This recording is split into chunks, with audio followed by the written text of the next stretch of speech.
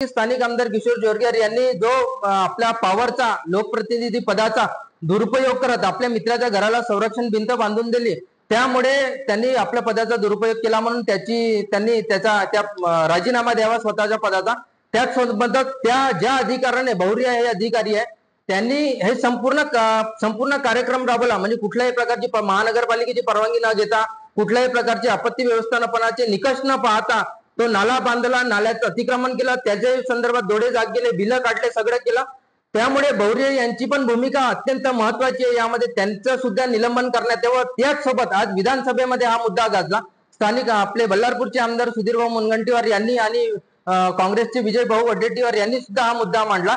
त्यावर जलसंधारण मंत्री संजय राठोड यांनी उत्तर दिलं की आम्ही जिल्हाधिकाऱ्यामार्फत चौकशी करू, पण त्यांचे हे दिशाभूल करण्याचं उत्तर दिलं, कारण की त्यांच्याच विभागानं हा अहवाल सादर केलेला आहे, तोच अहवाल त्यांच्या हातात आहे। तर ज्यावेळेस त्यांच्याच विभागानं चौकशी करून अहवाल सादर केला, त्यात सगळे दोषी दाखवत आहे, काय चूक झालं काय नाही झालं हे सगळं त्या दाखवत असताना जिल्हाधिकाऱ्यामार्फत चौकशी करण्याची गरज काय? तर आमची मागणी आहे की त्या जिल्हाधिकाऱ्यामार्फत चौकशी न करता तुमच्याच अहवालाचा संदर्भ घेत SIT ची मागणी आम आदमी पक्ष करत आहे।